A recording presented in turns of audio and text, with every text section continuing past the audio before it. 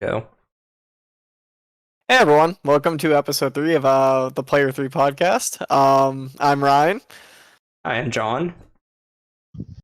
Bilbo. and today we'll be doing another kind of surprise episode. Kind of surprising or pouncing a topic on top of each other.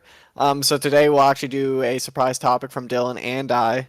So I've actually just shared a document with both of them so we can discuss. And neither of us know what it's about. Yeah, so they don't know what they're getting into, and oh boy, am I happy about it. Did you say you shared it with us? Yes. Yeah. Yeah. I'm physically ill. I'm physically ill. I'm Oh, literally. silly, dude. I'm literally. I'm literally physically ill. You knew it was coming. I did. Don't say anything. I can't see it. All Do you right. like the first question and the second question? I really like them. I saw. We should probably spend maybe like a half hour on bullet point number 2 there. Uh, That's probably not even enough. Oh my god. yeah, I don't see it. Really? Did you share it to my Gmail? Yeah. Yeah, I did. My 394. 394, yep. Huh. You on the shared with me part? Okay, actually, so I actually don't know how much it matters that it's shared with you because it's only 9 pretty simple bullet points. Hang So on. I'll just while you look, I'll Oh, introduce I see it it. to the Oh audience. gosh, no. Okay. So the name of the Google Doc is Ryan Special Episode 1, the anime episode. The anime Um, episode. So We should have seen this one coming, Dylan. I know. I did. I think he did, yeah. I So- partially. I knew it was coming eventually. It was coming eventually. That's. Yeah. Yeah, I feel like it's just such a, Two anime episodes in a row. yeah. How about So that? I just feel like I don't know. This is something that we can always have a, update episode on once I indoctrinate you two. Right. But for now, Yeah. this is a nice like baseline episode, A baseline episode. Yeah. Okay. So the first point is why does Dylan hate anime? Now, I think he's probably the primary expert on that. So do you wanna take away the conversation? Yeah, I do. I'll start us off here. It's pretty Okay. plain and simple. Okay. The animation style of it is quite disgusting in terms of the caricatures that are created through this style of drawing. So I feel like it's definitely hit or have- miss. you definitely have extremely hyperbolic looking characters with exaggerated features, and sometimes that is a road in which you don't want to go down, because then we start getting into characters and their ages where we're getting into creeper land. You're getting into creeper land very, very quickly. The other thing I don't like about it, and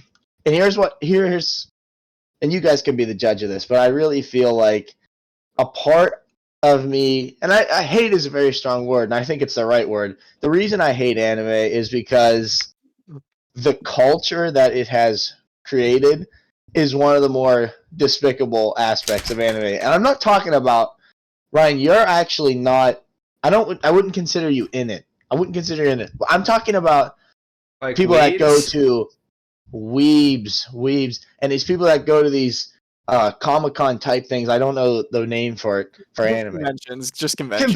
Conventions that are anime driven, and you see these people that go there, and I mean this, I'm being compassionate here, they need help because it's weird. It's really, really weird, the stuff that they say and do, or try and emulate the characters, which I understand is a purpose of a convention, Yeah. but holy smokes. We're a couple French fries short of a Happy Meal, if you catch my drift, because Fair enough. it's just, and here's my last point. I'll leave it with this, and I'll turn it over to the Japanese fans. Okay.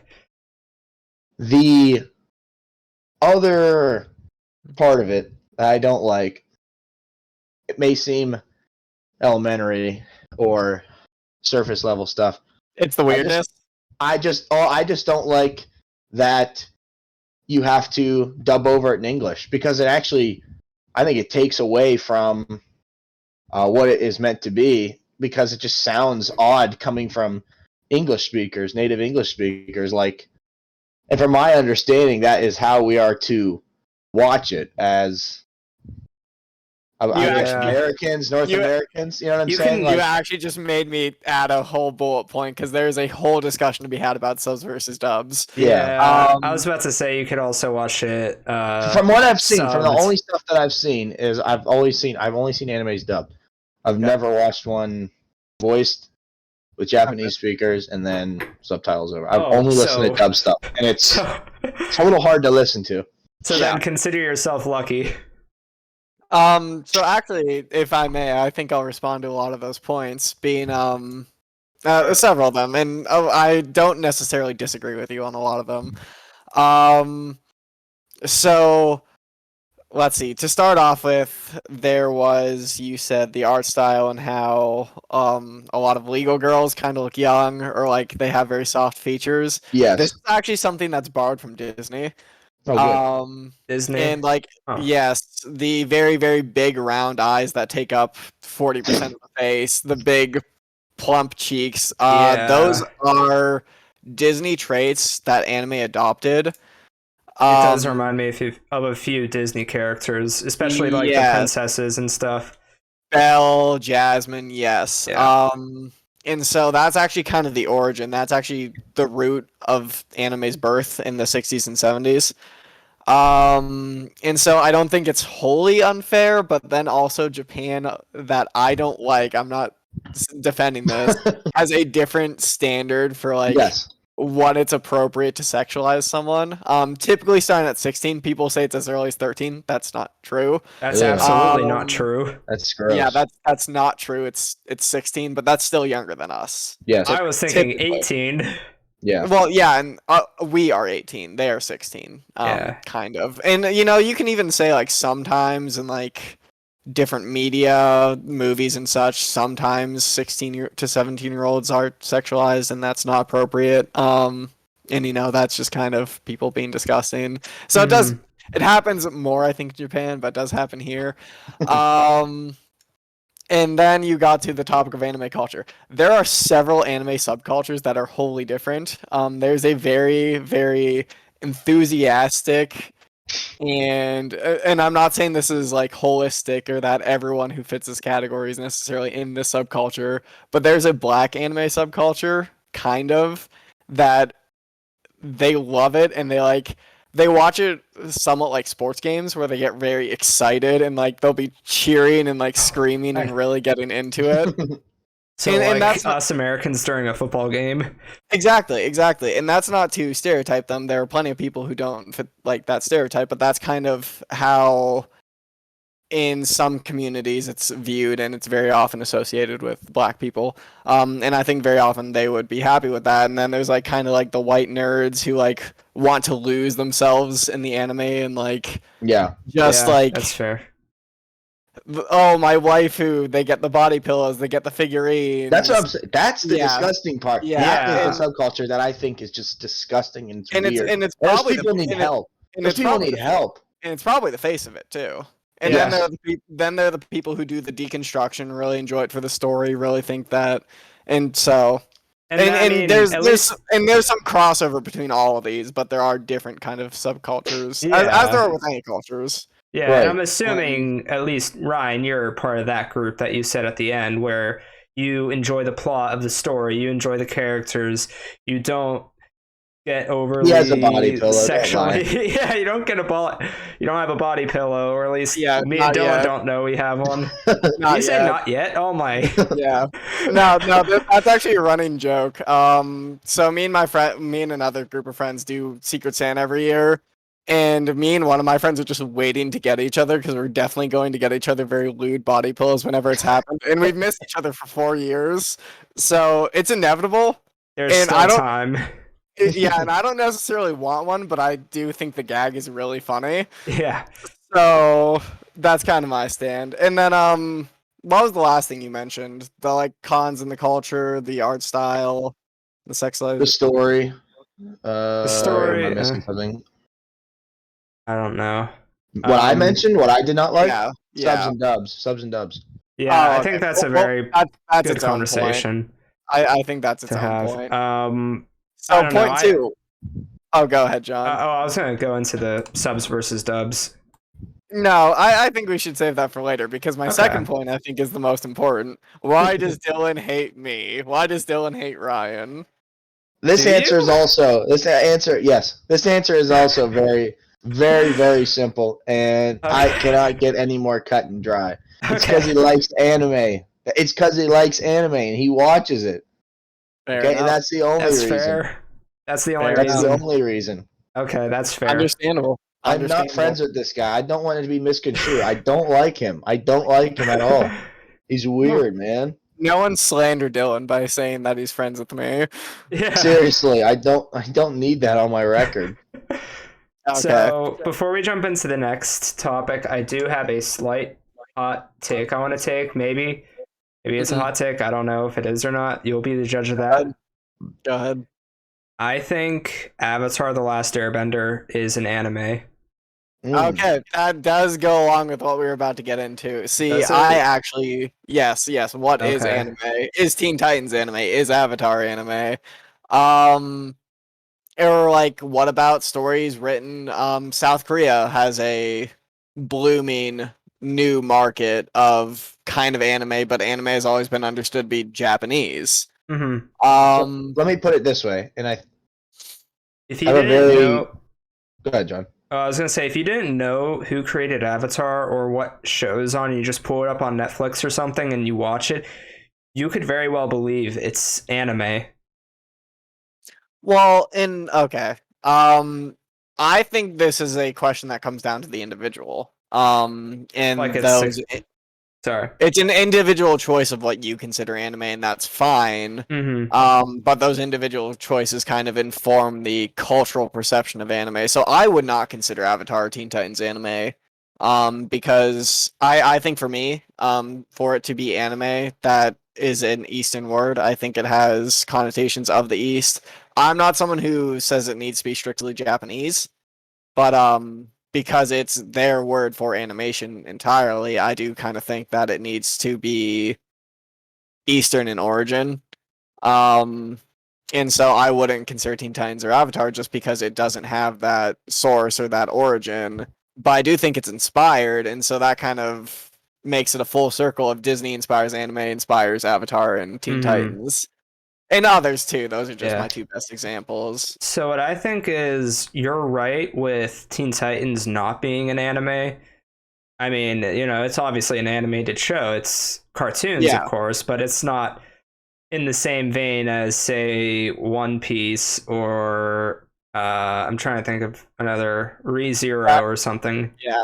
It's Dragon not in the Ball, same vein. Dragon yeah. Ball. But if you look at Avatar, I think you're right. Like, it's on a case by case basis. It's on the individual to decide, is this an animated cartoon made by Nickelodeon, or is this an anime that was just pumped out through Nickelodeon? Okay, so actually, this is a hot take. I think Teen Titans is more of an anime than Avatar because Oh it my. actually does. Well, think about it. Are you referring to like Teen Titans Go or the original No, show? the original. Okay. So Teen Titans had a lot of Japanese roots. I mean, think one of the theme songs is Japanese. For fun, no, this is actually something really interesting about the original Teen Titans. For fun, lighthearted episodes, they had an English opening, and for more serious, deeper tone episodes, they had a Japanese opening. I never watched the show. Yeah, and that's how it aired. And they have like the more spiky hair that's associated with anime. I think the reason people think Avatar is more of an anime than I would consider it is because it's very Eastern influence, but it's actually not necessarily Japanese, it's Chinese, and that's English writers writing about perceptions of Chinese culture, or analogs for Chinese culture. So that's why I wouldn't consider it, is because it's coming from the West, kind of showing respect to the East, I guess. Okay. All right. Let me put it like this. Yeah, go ahead, Dylan.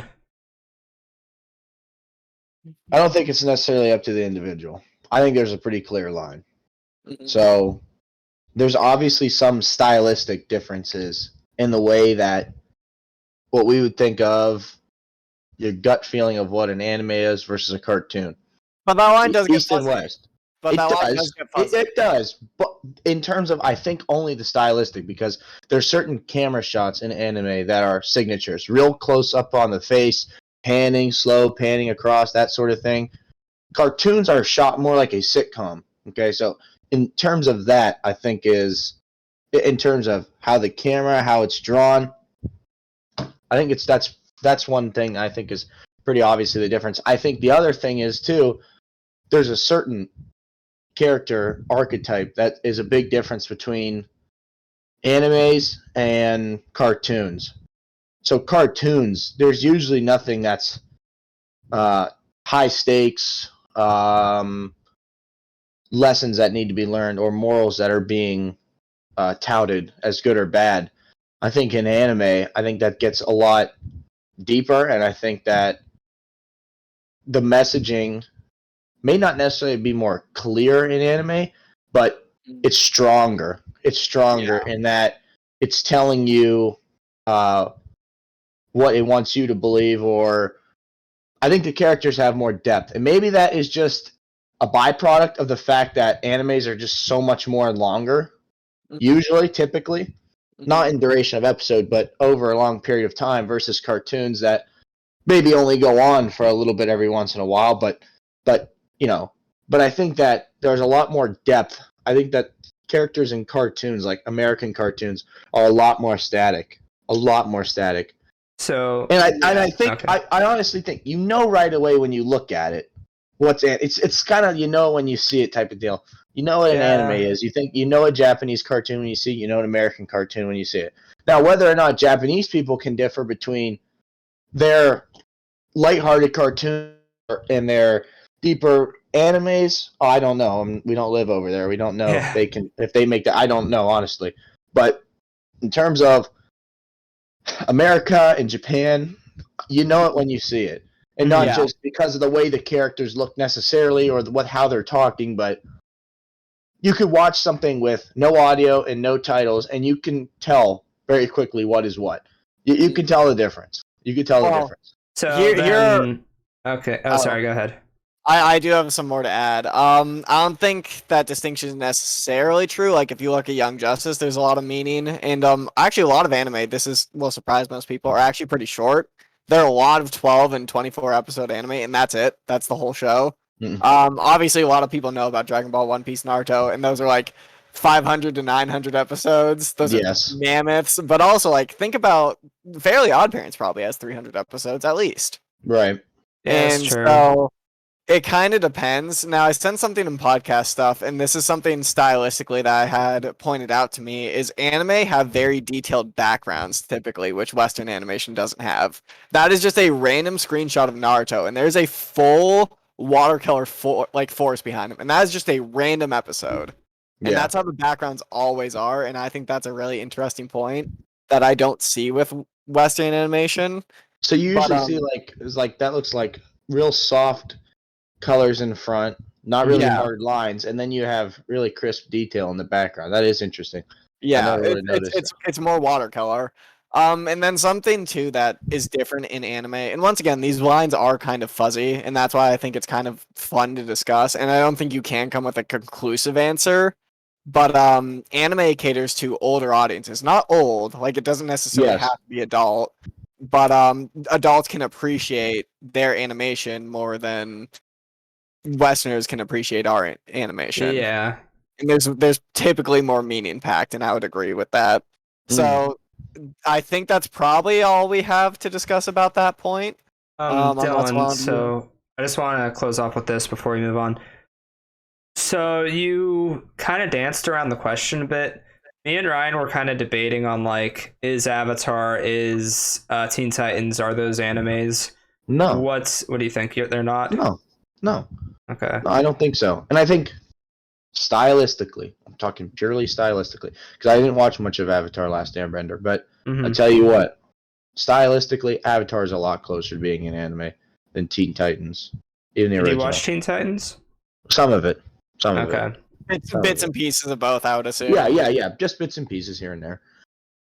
But I just keep going back to, I really think that it comes down to the simple fact that most people can look at something and make a distinction between what we'd consider anime, Eastern, dumb it down, Eastern cartoons, Eastern animation, and Western animation. Okay. You know? That's fair. Yeah. That's fair. Okay. So the next point I think is really meaningful. Something we haven't really touched on is, why does the anime medium matter so much when it should be the stories of the character? Because I think typically there are two real functions of fiction: to either explore elements of the human condition or basic escapism and pleasure.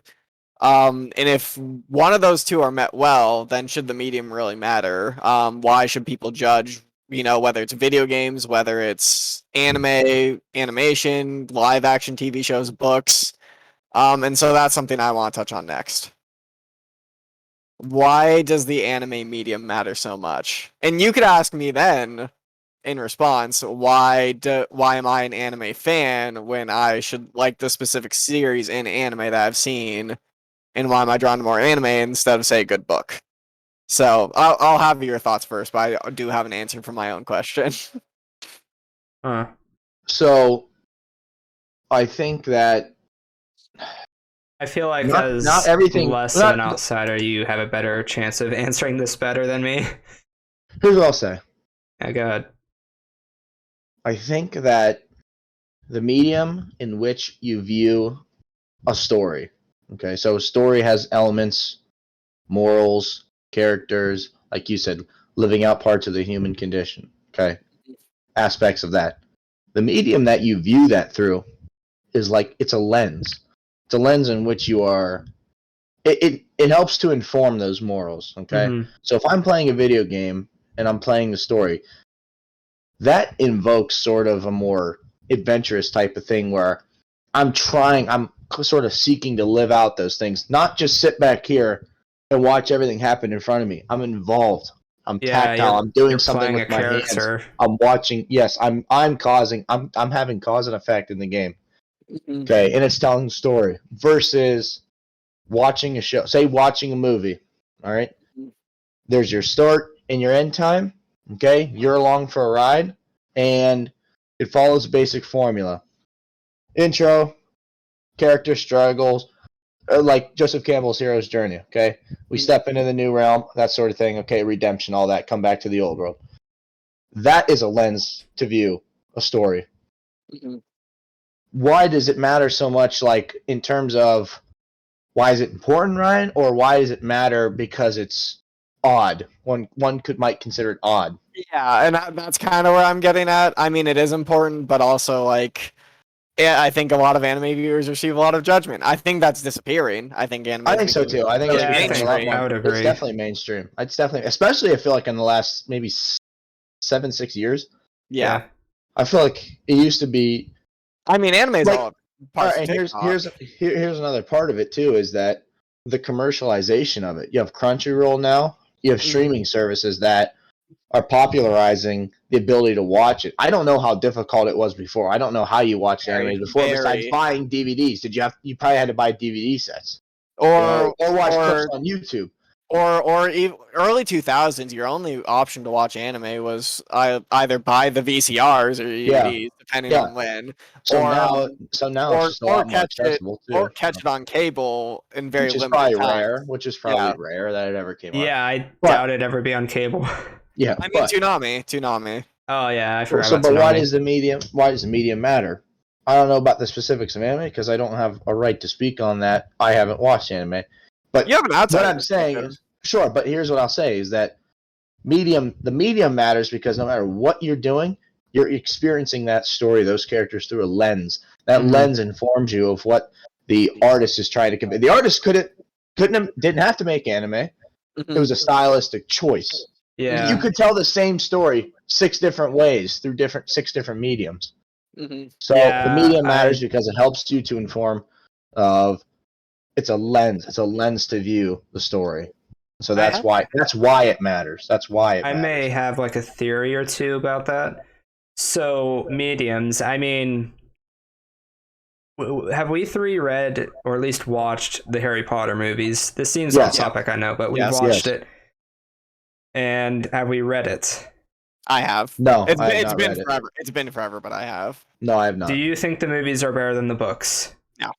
Why? No, I do not. They lose a lot of detail. Exactly. So that's the whole point. Like, from the perspective of playing Persona 5 and watching the anime, I guess is what you could describe it as. Mm-hmm. It loses a lot of details during the switch of mediums because they want to crunch down the story and make sure it's easy to understand. So I think, does medium matter? I think, one sec. I accidentally misclicked. Okay. No problem. I think what medium matters the most is the original one. So, for instance, if you're watching an anime, most likely it's the show. That's the first medium to view it in. So that's probably the one that you're going to use. But for something like Persona or something else, the most important method of watching it, the most important medium, is probably playing the game. Because not only does it like include all the details, but just like Dylan and I kind of both agreed on, you get your hand on a player and you actually contribute to what's happening in the story. Mm-hmm. Yeah, I think that makes sense. Yeah. So something I'll say as an anime fan, because like I said, why should I be an anime fan if it's the content that matters, is I am not necessarily an anime fan. I think this is really interesting. It's not the medium for me, it's the context behind the medium. So I'll explain this pretty basically. In a lot of Western content right now, they always go for the safest option with the most mass appeal to earn the most profit. And it leads to very sanitized stories very often. And this constraint is not present in the anime and manga industry. Japan is very open to these weird niche ideas of like, what if humanity was all turned to stone and 5,000 years later some of the best and brightest start waking up out of it? And like, that reminds me of a Disney movie. Well, that's an anime, or like One Piece. What if Rubber Boy travels the world for 1,000 chapters? Like, these things that have really odd premises get greenlit more often, and they're allowed more creative freedom. So it's not the medium, it's kind of the context behind it, where I am kind of frustrated with a lot of Western creations, especially mainstream. Like, I actually love YouTube videos very often more than cable TV because there's more creativity. It's not as formulated. And so I think you're going... Oh, sorry, go ahead. And so that's, I think, why I like it, is because it doesn't feel constrained so much. Yeah, you feel like you can spread your arms and legs out, especially on YouTube or with anime because of how creative they are. And that kind of goes into their next thing of creativity versus weirdness. You mentioned both words multiple times. Yeah. I full context, I think being weird is a good thing in terms of media. I think like that's how we discover new ideas, explore new ideas. But it's very often criticized for being weird, and I also understand that weirdness is a barrier to entry for the uninitiated. So what are your guys' thoughts on this? I think being weird is important because it allows people to be creative in different and unique ways. I mean, I think the whole YouTube website became popularized because of people just being funny and weird on the platform. Like, you can look at like PewDiePie or trying to think of like older YouTubers, Smosh. Well, let's even you could look at those guys just being idiots on the platform and really making the platform even more popular than it was in 2005. Yeah, and like the earliest big successes, Annoying Orange, Charlie the Unicorn, like they were all like super weird. Yes, they are.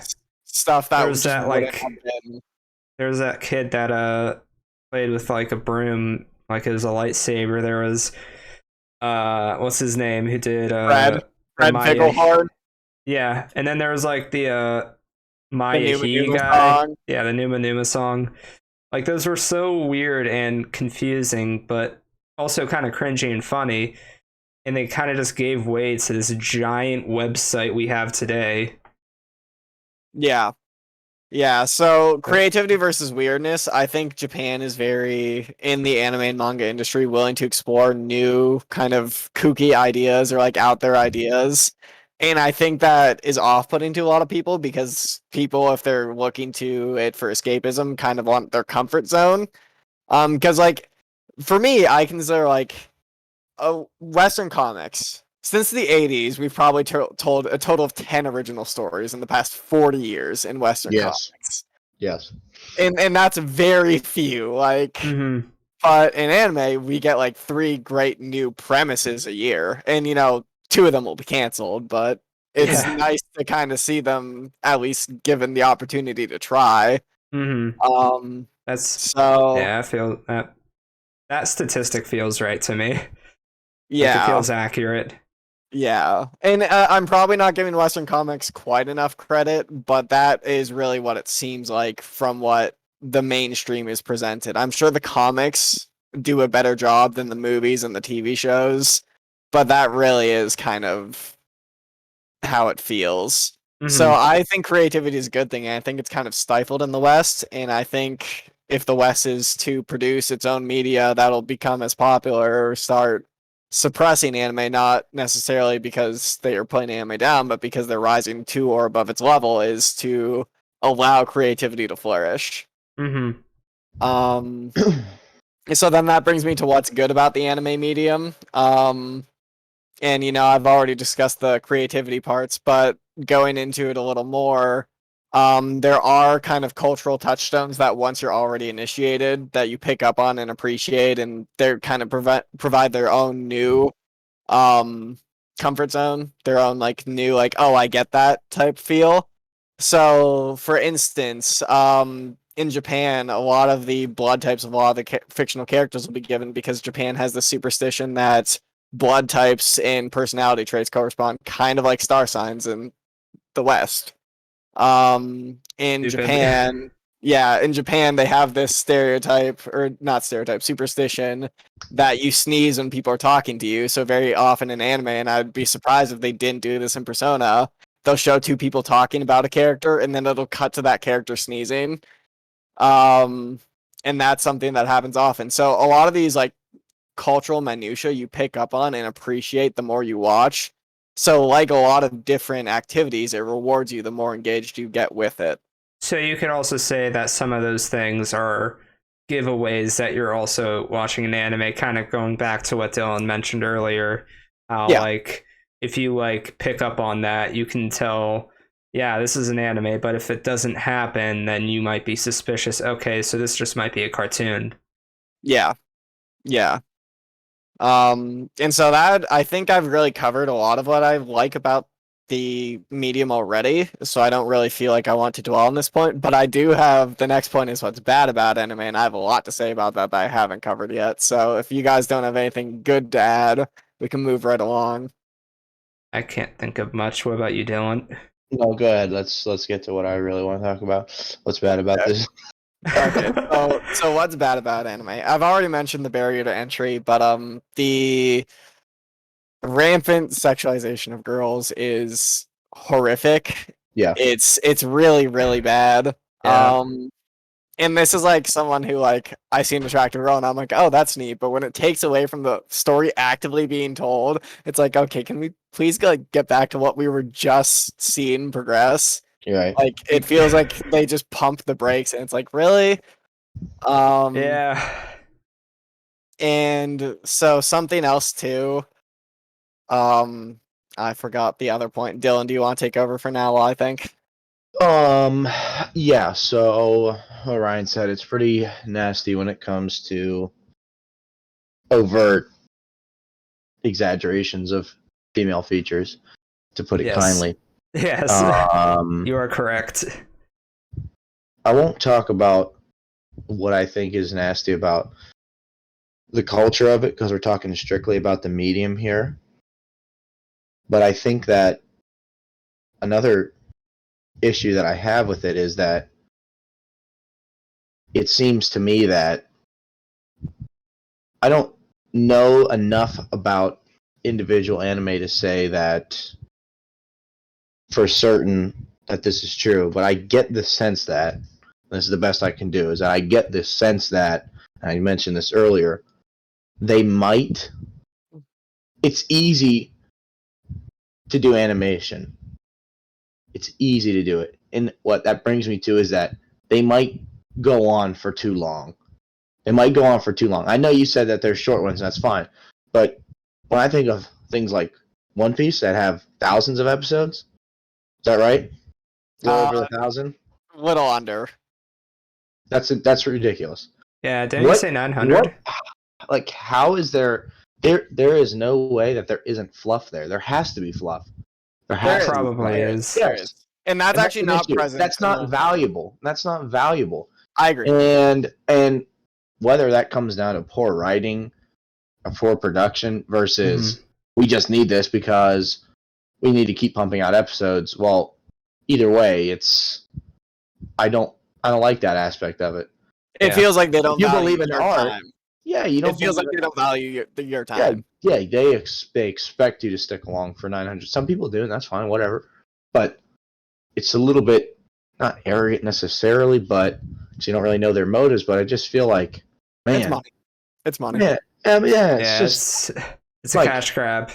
It's like, how long can I stick around, man? And you wait for these episodes to come out, and I think you've told me there's times where it's 20 minutes with like one conversation, and like that's the episode. And sometimes that's well done. Very rarely. Sure, that's possible. But man, I don't know. After 900, you can't tell me that you need to watch every single episode. And you actually don't in their list of filler and canon material, because they will just have whole filler arcs. So actually, let me touch upon this more. This is a problem for long-running shonen that are not seasonal. So literally, One Piece gets an episode 45 weeks out of the year. It's not seasonal. It's constant. Mm-hmm. And the manga, its source material, produces a little over half an episode's worth of content every week. And it's, once again, it's not every week. It's 45 weeks out of the year. So they actually have to fluff it up. There's actually one arc in particular that's really bad in One Piece, but this is somewhat present in a lot of these long-running shows, where the arc in the manga is 100 chapters, and the arc in the anime is 120 episodes. And the pacing is horrible. The main character will jump, and they'll cut to a Coliseum announcer, because there's a Coliseum, reacting to the main character jumping. And they'll do this for the whole arc. It's atrocious, and they don't value your time. And on top of that, in One Piece, there are probably about 150 episodes of just non-canon material. So I completely agree, but that is not the whole medium. That is the more lucrative, like, long-running serialization aspect of it. That is also more mainstream. So it is an image problem. Sounds like it makes it kind of difficult to try to go back and rewatch episodes. Correct. And that's why, like, One Piece is my favorite story ever. Like, it's tremendous, but I will not rank its anime because it has butchered it so poorly, and I just don't know how to think about it because the story's so good, but the adaptation is so utterly bad. Right. Like, if I gave you a random number, based on like the episodes of One Piece that they've released, if I gave you a random number right now, would you be able to explain the episode that number is? I would be able to roughly tell you what part in the story it is, what arc, and generally what's happening then. But no, I couldn't tell you individual episodes. There's 960 of those boys. And you said, "Wow, that's fluff." Oh, about 150. See, I actually don't mind when they do filler episodes because you can just skip those and they don't waste your time. That's what I'm saying. That's the point. Why have them? That's the issue. Yeah, why make them? To make money. Cash grabs, yes. But hey, I'm all for. I love the ability to make money. I love it. I'm all for that. But art is one of those things where are you strictly a product or are you trying to encapsulate what's in your brain Yeah. in a my physical representation? And I Well, like that. what I think is oh, more sorry, go offensive ahead. is when they put the fluff in canon episodes. That I dislike significantly more because you can't skip it. Yeah. So my thing So is, I don't know. I watch a lot of story-driven shows in like superheroes. I watch Arrow, The Flash. Those have fluff episodes too at times, but one, it doesn't really take you out of the main story, I guess, of the season or series. And two, they're still like, it's not an overwhelming, it doesn't create an overwhelming amount of episodes. And I'm not saying in One Piece's case it does, it just doesn't do it any favors. yeah, last I was told, One Piece is about 13% filler episodes, which is actually low for a long-running show of its type. Naruto has about 40%, which Jeez. is horrifically bad. Yeah. But yeah, it definitely does have its flaws, but modern times, a lot of the more popular anime are actually like somewhere between 12 and 100 episodes. And they're very low on filler content or fluff content. And I think that's probably why it's growing. Like, I'm sure you guys have generally been aware of the explosion of Attack on Titan in popularity. All of a sudden. That is like 69 episodes with no fluff. Just pure storytelling. That's kind of nice. 69 episodes? That's what I've heard. I've heard it's a good show.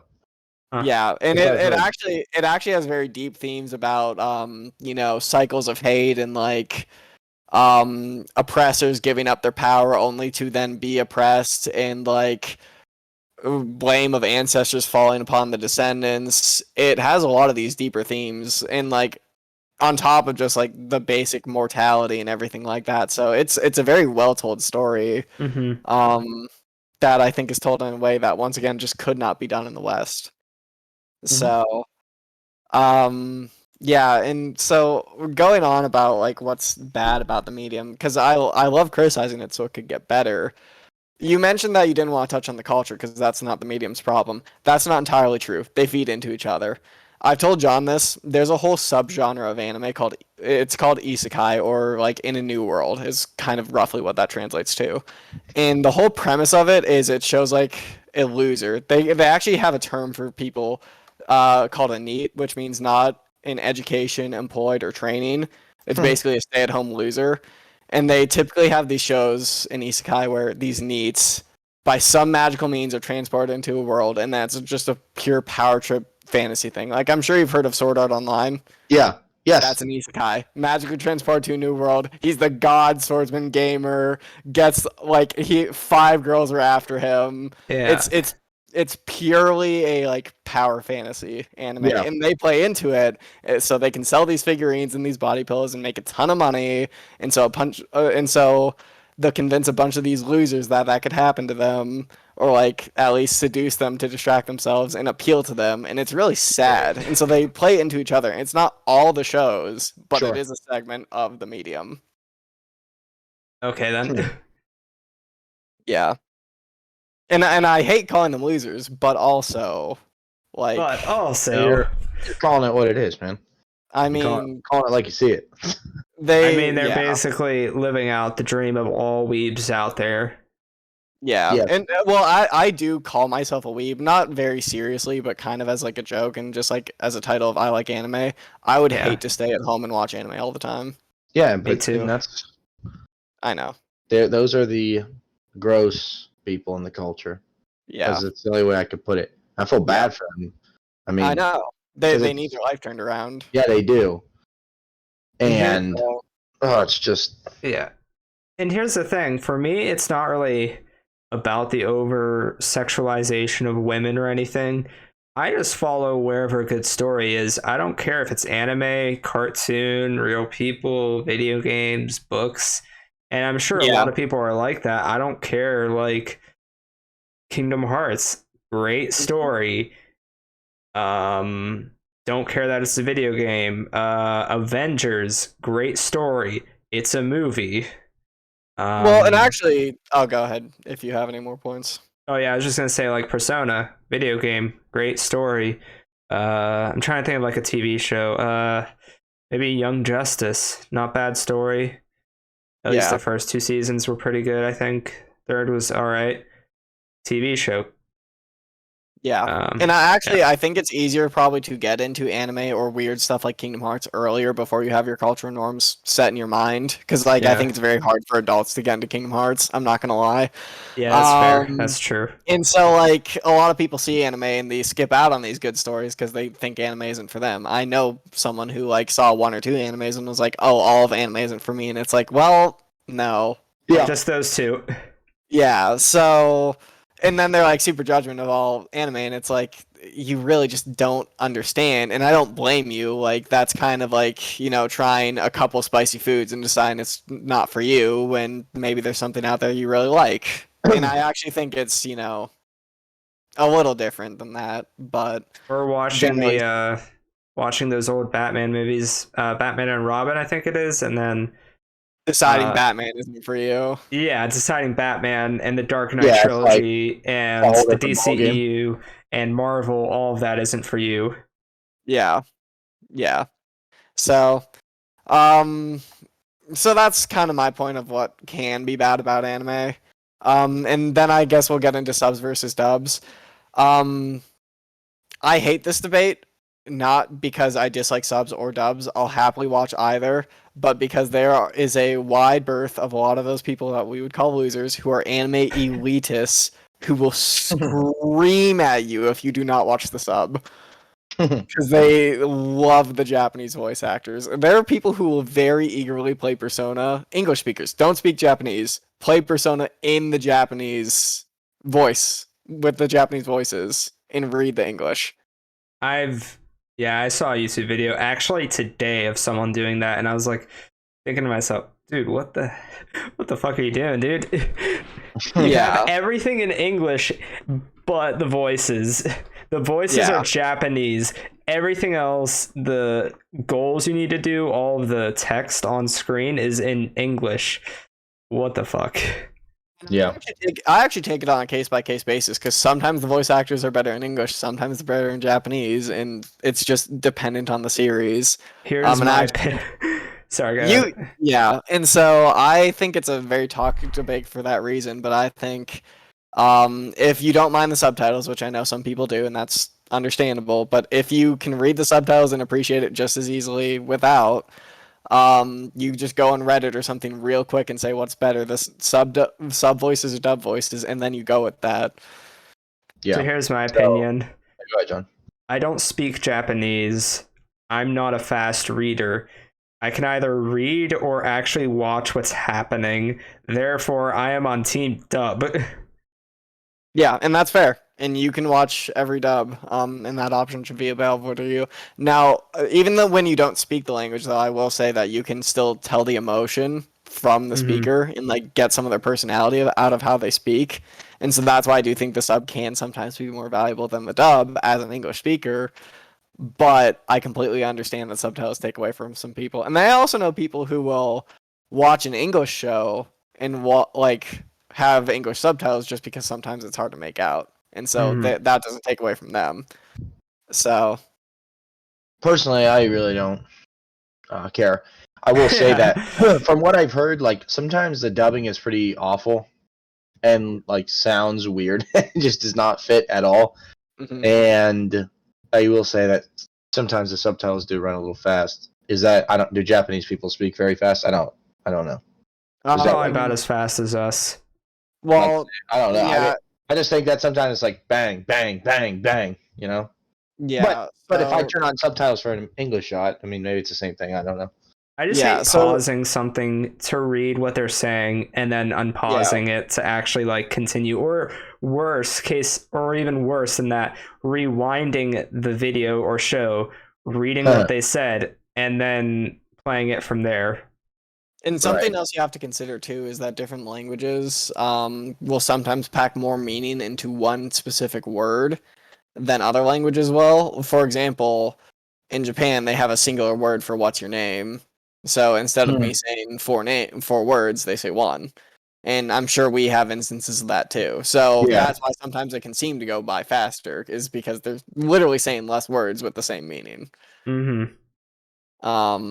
So, and that I think nearly brings us to the end. We've kind of touched upon the cultural differences and barriers. Real quick, I just want to say that, like, I don't know, Japan, because they're more open and sometimes more like sexually explicit, people are just turned away. So it can be weird, and I think those barriers matter, and I think those barriers are probably existent from them watching our material. But I think if you're open to watching past, it can be better. So another thing in anime is very often, a lot of shows, especially shows for younger audiences, always have like a character who a large part of the personality is that they're a pervert, and that's supposed to be funny. Like, there's the funny perv character, and it's really annoying. I hate it. My brother hates it. And so, like, that's just a trope neither of us like. We wish didn't happen. And so that would be a cultural thing where if you watch one or two of those animes, it's like, oh, okay, anime isn't for me. So I do think those cultural barriers exist, and I think they're important in understanding why some people would just not ever get into anime. Yeah. Very well done, people. Very well done. Okay. So, well, thank you for watching. So are we moving on to Dylan's topic? Smells like it. Okay. What do you got for us? Not a Google Doc, so what do you got for us? No Google Doc, because I think we'll be okay here. I think you guys can rattle it off pretty quick. So I'm going to start with the question. It's a question posed to both of you. And I'm going to give my answer. And then I'm going to explain my answer. And then I want to hear from both of you. Sounds good. This might go quick or long. There might be open debate. Maybe not. What is, and however you want to interpret this question is totally on you. What is the most overrated film of all time? Of all time.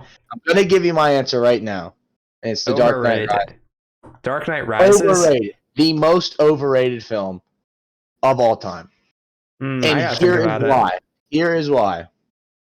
And this is almost the sole reason. It's because it's like a song that's overplayed. Okay? Like, here's my other contenders. Okay? So, Dark Knight Rises, I think, is number one. Number two, Pulp Fiction. I don't know if you guys have seen Pulp Fiction. I've heard of it, but no. Okay, so it's the same thing. My issue is not necessarily with the movie itself, because I think they're both good. But the problem is, it's like I said, it's like an overplayed song. That's all you hear. It's the best movie of all time. No question is Dark Knight Rises. No question is Pulp Fiction. I do have my answer, by the way. No question it's Wolf of Wall Street. It's like, there is question. And by the way, like, this movie's not written perfectly. It's not shot perfectly. No. And and it's like what we touched on with the anime stuff. Part of the reason I think it's the most overrated is because of the culture. Not necessarily the film. You watch the film by itself, I think it's pretty entertaining. I think it's very good. Frankly, I'll go that far. But it's overrated only in the fact that you had en masse people just losing their minds about it. I love Heath Ledger. That's a great Joker. But you said Rises. You said Rises. I think he means Dark Knight. Dark Knight. Yeah, sorry. Sorry, Dark Knight. I love Heath Ledger. I love that performance. But, like, we need to chill out because it's lost its value now. Because we've played it so much, we've used it so much, we've consumed it so much that it's just watered down now. I think it's written well because you have so many memorable Joker lines, you know? Yeah. And why so serious? Why so serious? It's not about the money. You want, the magic trick. Yeah. It's like stuff like that. Where is she? It's memorable. There's no question about it. But it's just kind of like how you roll your eyes every time I bring up Guardians of the Galaxy. Yes, it's like, man, it's just it's just watered down. It's diluted. It's junk. It's junk now. I can't watch it without thinking about all the fanboys going crazy about every little second. Like, man, I love it, but That's fair. But here, let me make it a little broader. If you can't think of a specific movie, let me put it this way: do you think that the value of a film can decrease because it is over consumed or overly talked about, like Wolf of Wall Street? When Wolf of Wall Street came out, every male on this planet was going like this. You know? Yeah, I remember me and you did at least. Yes, of course. You had to do it. But you talk about it so much, and it's just like, it's lost its everyone stops. I'm not fucking leaving. I'm not fucking leaving. Quoting that stuff like that. Like, do you think that there's a difference between appreciation and overconsumption? Yeah. Yes. My answer, and I know you're gonna hate this, is Iron Man, and part of it is because of the conversation, and part of it is because my feelings of his overarching story and how the later movies hurt the earlier movie. And then people love the earlier movie regardless, when I'm like, well, there's some problems and people don't really seem to recognize them. And so, but I completely understand, like, I probably wouldn't dislike the character Iron Man or these movies nearly as much if everyone wasn't like, oh my god, he's the best, I love him. Yes. Yeah. Yeah. Like, here's my overarching question. Is there, like, what is the difference between appreciation and overconsumption? You know? It's like modesty versus extremity. Well, here's what I'll say. I could go down to I can go downstairs to the family room, living room right now, and I can flip a coin, and if it's heads, my parents are watching The Martian. If it's tails, they're not. Yeah. They watch it so frequently. That is overconsumption, and I'm sure a year from now, they may be completely sick of it, like you are of The Dark Knight right now, Dylan. Yeah. And I think too is like when people who are more passionate engage with people who are less passionate, they tend to harm the less passionate person's experience. Yeah, just like, what do you mean you don't? What do you mean you don't think X, Y, Z, or how can you not see that this is so and so? That's like I'm crazy. I could watch The Dark Knight forever, but I understand you can't, and I wouldn't push that on you. And that's something I've gained as someone who has consumed more media and engaged with more as I've grown up. Now I still do it with One Piece, and that's because I have self-control. But I've stopped doing it with other media. So I do have my own personal answer to like what's overrated in my opinion. It's kind of, I don't know. You both went with superhero movies. That's just because here's the thing. Here's why though, because our culture is so infatuated with superhero stories now. That's just one easy example that comes to mind. But that's why I also bring up Wolf of Wall Street too. Yeah. It's the same idea. Just overconsumption. I have one where it's like I've tried to watch it personally and I did not like it. And there's a very, very good chance that neither of you liked it either. I could be poking at a bee's nest here. I have no idea, but I'm just going to go ahead and say it. A Christmas Story. That movie is very dated. Yes. It's pretty dated, and you know, a lot of like older I think people some of the one-liners really like it. I think some of the one-liners are good, but the style, I understand what you mean. It's a lot of it's slow. It's slow moving. It's like a lot of I can't think of the name of it, but comedy, the type of comedy, slip on a banana peel, that type of funny. Yeah. Slapstick. Yeah, slapstick. It's a lot of slapstick stuff. You know, it's just, you know. And it's, it's just like, it's the older media that's just like, so many people like overconsume it. Like you said, they overconsume it. They put it on such a high pillar, and I'm just like, well, here's the thing. I like this kind of media, this more recent media right here. I'm gonna watch this instead. Yeah. And then now, I mean, I made the example of my parents watching The Martian with what's his name from Wonder Woman. Oh, Chris Pine. Chris Pine, with Chris Pine, I think. Well, you know, that's a pretty new movie. That's pretty recent. But still, it's like they overconsumed it. I watched it once or twice with them, and I'm like sick of it now.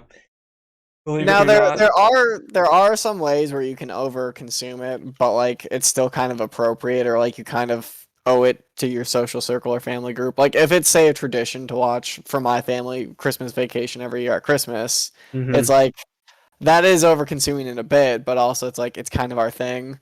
Sure. So like it's not necessarily about the media. It's about us all gathering and doing a thing every year. Sure. And to be fair, actually, I don't have a problem with that.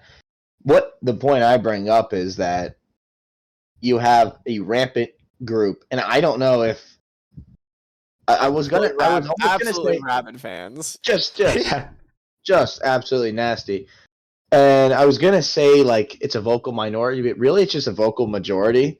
Mm-hmm. But it depends. I don't think it started with a majority. I really don't. I think that, and here's the other issue with this. Here's something I'm thinking about as I say this out loud. Over time, I think people can come to realize maybe the greatness of a work of art. Mm-hmm. But once that spirals out of control, then you get a situation: Dark Knight, Wolf of Wall Street, Pulp Fiction. Yes, like I'm scared it's gonna happen with Breath of the Wild. Really? I mean, how much you hear everyone talk about how good Breath of the Wild is, and it's like, yeah, it's good, but like, it's not the best game ever. It didn't cure cancer. Come on, guys. Yeah. I think it's gonna happen to a lot of media, TV shows, video games, movies. It's kind of like it's unavoidable, honestly, because I mean, especially with COVID, we don't really see that many new movies coming out, and so we're forced to go rewatch older ones. Like for Marvel, for instance, we didn't get a new Marvel flick, but minus the shows, until like a week or two ago when Black Widow came out. So we were forced to either watch something else or go watch those movies all over again. The Infinity Saga, I think, is what they called it. Yes. And that rewatching it on repeat potentially is like harming your ability to enjoy each movie as you get more and more bored with it, I guess. I think it's like the old adage where it's like you're never going to experience a kind of media the same way you experience it the first time, because the first time you're not sure how things are going to go in the story. You're excited to find out, are they going to beat Thanos? Are they going to take down the big bad? Or who dies? What? Or in the context of comedies, I wonder what jokes are in this flick. I wonder what Seth Rogen has up his sleeve in this movie. Yeah. And sometimes like when you and a friend tell a joke, like the first time it's like, oh, that's hilarious, and that becomes an inside joke, but the inside joke can run its course and actually become annoying. So yeah. Okay. Interesting.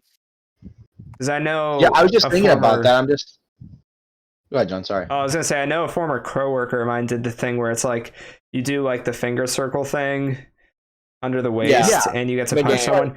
He did that so frequently, and it got really tired really fast. Right. Yeah. That's I don't know. It started with Dark Knight, but then you start thinking it's like when we as consumers just get out of control. Yeah. It really can just devalue the hell out of it. The internet has made it so much worse. Mm-hmm. Yeah, oh my god. And so is COVID, honestly. It's just it's more easy to tell. Yeah. Shit's hitting the shit is hitting the fence, I guess. I don't Well, I'm just gonna drive over to Dylan's at this point and beat him up for saying the Dark Knight isn't perfect. But actually, he would one punch me. I don't know, man. That's just my issue. I was just thinking about that, a couple weeks ago. I was like, I'm really tired of everyone saying this is the best movie of all time because of this. Really? Well, I even have a contention with the best movie of all time, the best video game of all time. I know where he's going with this. Go ahead, Ryan. Okay, Ocarina of Time is very oftenly rated the best video game of all time. Okay, what about people who like visual novels? It's not for them. What about people who like rhythm games? It's not for them. There's so much stuff where like it's just not for that person, or like it's aged poorly, or like whatever. Where like the best whatever of whatever, it just doesn't make sense. And even in smaller categories, like if you do want to say the best RPG of all time, it's like different strokes for different folks. Like you can say that, but like for someone, it's not. And Right. here's the thing, like, if I ask you both, what is the greatest cinematic film made as of today? Chances are you might be thinking of a superhero movie, right? Mm-hmm. Well, what is someone who's not a superhero fan gonna say? If I go downstairs and ask my parents that question, I'm sure they're not gonna say Avengers or No. Justice League. They're gonna say something completely different. I mean, if you ask someone in our generation, they're either going to say a superhero movie or a Christopher Nolan movie. Those are the only two options for someone our age. Yeah. But yeah, I think that's actually really interesting. I do kind of have umbrage with the best ever label. Like, if things can be on the same level, things can be as good but different. Yeah. So what else you got for us, Dylan? Anything? Man, I just wanted to open that conversation up because I just really think it's fascinating what happens when you go from just liking something and then you have a crazy couple of kooks point out positive things, like I think the story is really good in Dark Knight. I think the concept of Pulp Fiction is interesting. I think the writing of Wolf of Wall Street's good. But you take that to just an unearthly extreme, and it just sours your mouth a little bit. You suck the fun out of it. You really do. Like, there's just nothing to appreciate anymore. Yeah. So that's where I was going with that. Yeah, that's fair. Okay. So well, I think that might be it for this episode, apart from us ranking each other. Yeah, I was about to say, I think it's time to rank each other. I'm ready if you guys are. Who do we want to start with? Are we gonna start with a number ranking, or are we starting with a person? We'll start with. Okay, I don't care actually. No, we'll probably start with a number. Like, who should be number 3? We're gonna start with player 3. Yeah. No. Start with player 1. Player 1. Player 1. Okay. Who's obviously player 1? Then you could say player 3 because then we know who player 2 is. Let me get my pointing ready. Okay, I'm ready. Wait, I don't know. All right. So see, but Ryan's. On my Discord, I'm the top left. So Ryan's over here. Oh, okay, so let's not point. Let's just say our answers. Let's just say our answers then. All right. Bunch of goobers. Trying to figure out Discord here. 3, 2, 1. Ryan. I think, yeah. All right. Cool. I think I kind of killed it with that discussion. Not gonna lie. Especially with the anime stuff, that was cray. It's the Craig seminar. I think it's player 2 and 3 that might be difficult. I don't know. Yes, I agree. I do have an idea. So we're deciding player 3 next. Yeah, we can. Yeah. Obviously, player 2 would be the last guy. Yeah. So all right. 3, 2, 1. I think it's John. Myself, maybe. Okay, well, I'm not gonna argue with 2 out of 3, my man. So that leaves Dylan. We have been pretty modest typically in our voting. Yes. So that puts Dylan in player 2 for the next episode, which we will be in which we will be discussing portable gaming, with including the Steam Deck as well as the Nintendo OLED Switch. Nice. Sounds I'm very excited for it. So, thanks y'all for tuning in, and we'll see you in the next episode. Bye bye.